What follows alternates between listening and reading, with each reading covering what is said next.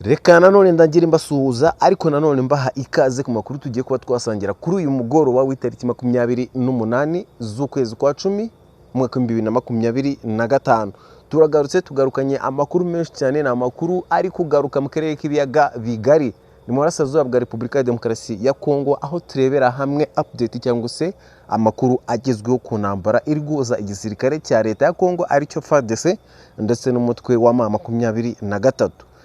Ni warikare abarwanyi ba Wazalendo bakoze ikindi kintu gitangaje, n'ibintu byinshi tugiye kurebera hamwe ndikugezaho amakuru.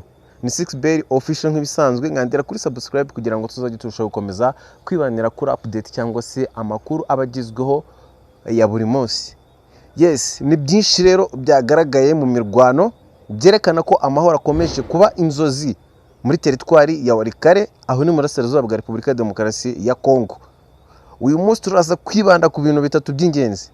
Turaza kureba uko imirwano yatangiriye muri Kibati, uruhare rw'abanyapolitike mu gukaza umurego w'intambara ndetse n'ingaruka ziri kugaragara mu baturage basanzwe. Twavuga ko imirwano yashojwe n'abarwanyi ba Wazalendo muri Kibati byari kuri uyu munsi ku wa kabiri tariki ya 28 Ukwakira n'ubundi mwaka 2025, nibwo imirwano ikaze yongeye kubura hagati y'abarwanyi b'uruhande rwa Wazalendo ndetse n'inyeshyamba za AFC cyangwa se M23 mu mujyi wa Kibati. Twavuga ko uherereye muri Ruberike muri teritwari ya Warikare, intara ya Kivu y'Amajyaruguru. Amakuru aturuka habereye intambara avuga ko Wazalendo bari bavuye ku murongo wa Mimba bagana mu Ngazi. Batangiye igitero cyari cyateguwe neza ahagana saa 12 za mu gitondo. Bari bagamije kugarura cyangwa se kwifatira uyu mujyi wa Kibati. Ni umujyi rero umaze igihe uri mu maboko y'inyeshyamba za AFC cyangwa se M23 kuva muri Mata uyu mwaka n'ubundi turimo wa 2025. Abaturage benshi bo muri ako gace bavuze ko amasasu menshi y'imbunda nini ndetse n'intoya yumvikanye kuva mu rukerera kugeza mu gitondo, bituma abantu bahunga n'ubwoba bwinshi. Hari uwitwa Kareba wo mu gace ka Munganze yagize ati amasasu yari menshi cyane, umujyi wose wacitsemo impagarara, abana bararira, abantu barahunga berekeza mu mashyamba. Reka turebere rero hamwe uko imirwano isubiranamo Wazalendo ku isonga ry'intambara. Rero iyi ni imirwano ya gatanu Wazalendo batangije bagerageza gusohora AFC cyangwa se M23 muri Kibati.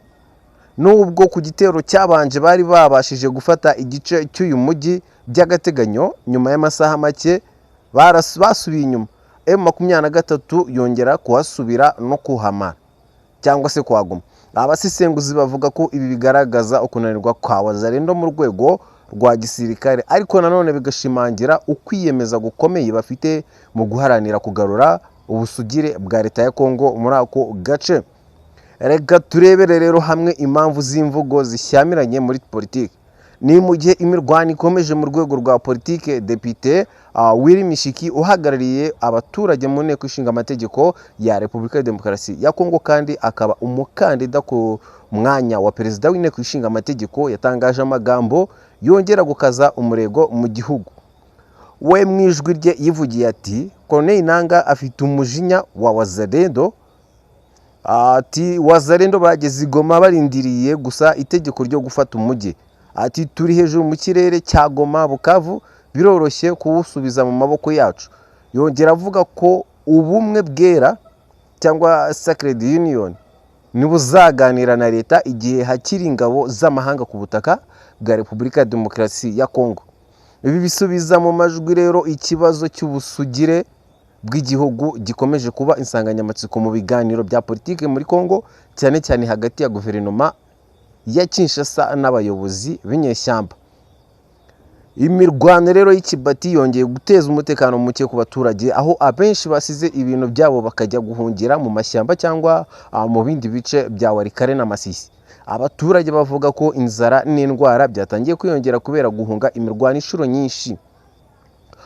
Umwe mu bakozi b'umuryango udaharanira inyungu za leta ukorera muri ako gace nawe yaje kugira ati abaturage batakigira aho basubira imirwano ibasatira buri kwezi, hari abana benshi batakibona ibyo kurya kandi serivisi z'ubuvuzi zarahagaze.